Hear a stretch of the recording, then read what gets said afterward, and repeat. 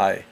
I'm not sure what's going on here. I saw a picture of myself in a webcam, and either it's happening or it's not. In any case, either I found a new feature or I'm sounding kind of like a lunatic right now. But what I wanted to do was introduce you to chapters 2.1 and 2.2. And basically what we're doing is we're looking at definitions. So when we start off, the first thing we have to do is realize why definitions are important. And to do this, we can look at the distinction between verbal and factual disagreements. Have you ever been into an argument with someone and you argue, you look at each other, you're calling each other names, and then you realize that both of you are basically saying the same thing but using different words? That's an example of a verbal disagreement. A verbal disagreement occurs when the disagreement is not over anything factual, but a disagreement over terminology. So let's say we were going to argue about, I don't know, Jackson Pollock and whether Jackson Pollock is an artist. And you say, well, no, an artist is somebody who can depict nature properly. And I say, no, an artist is someone who can create using paint.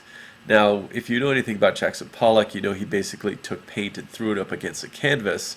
And so we weren't to disagree about anything factual about Jackson Pollock, but we're disagreeing about what an artist is.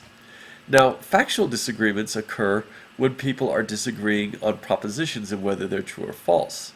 So if I said, well, Jackson Pollock used to paint by taking gobs of paint and throwing them against a canvas, and you said, no, Jackson Pollock took a paintbrush and he painted those things to make it look like he was throwing paint against the canvas, that would be a factual disagreement.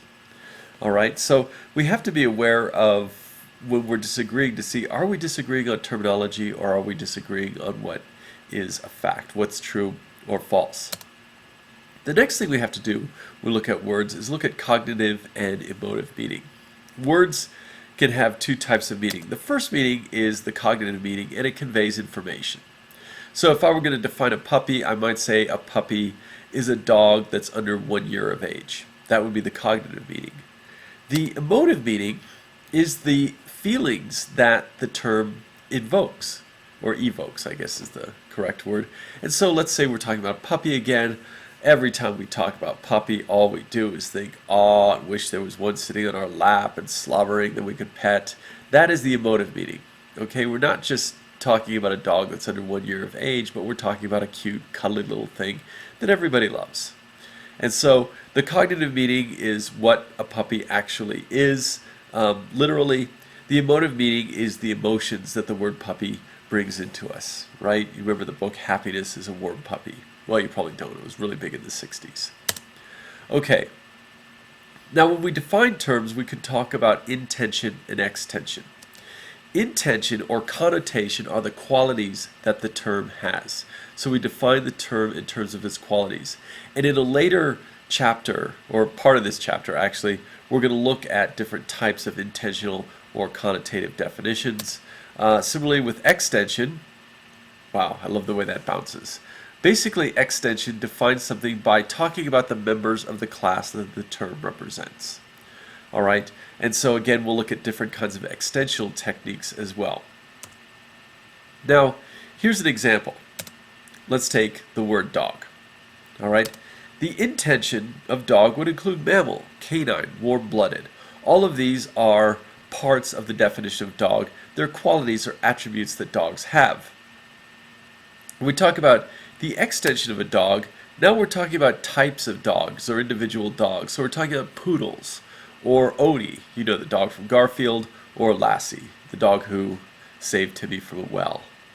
All right, all of these would be definitions of dogs by using examples and types of examples. And again, we're going to look at this later in this unit. Now, generally, we want to use the conventional connotation.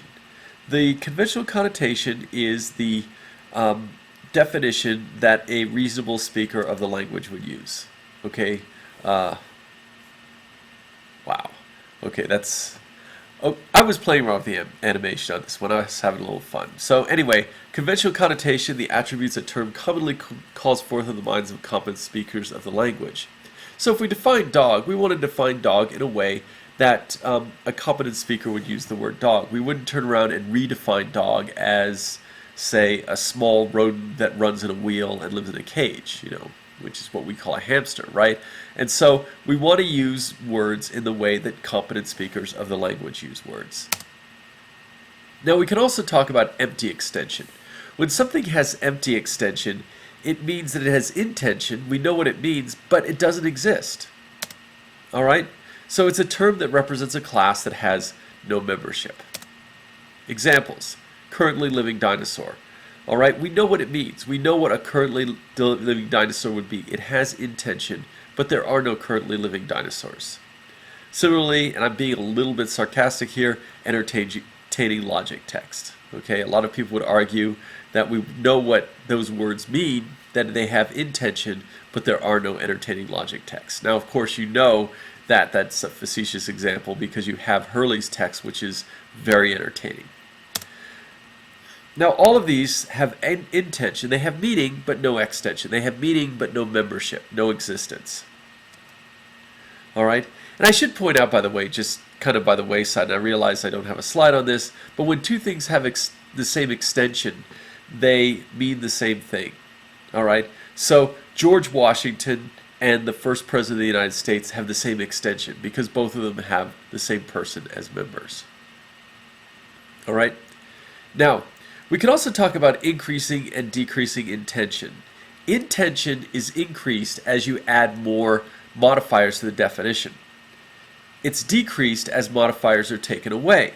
So, for example, with dog, if we go from dog to Dalmatian, domesticated canine, to domesticated canine, say, that has spots, and I know that's not a great definition, but that's what we've got for Dalmatian, what we're doing is we're increasing the intention. We're adding more to the qualities of the term. Okay? Similarly, if we go from Dalmatian to dog, we're going from more specific to less specific, and so we're decreasing the intention. Now, with extension, it's the other way around. Extension is increased when you go from one group to a larger group. All right? So we go from dog to Dalmatian. Since Dalmatians are a smaller subset of dogs, we're decreasing the extension.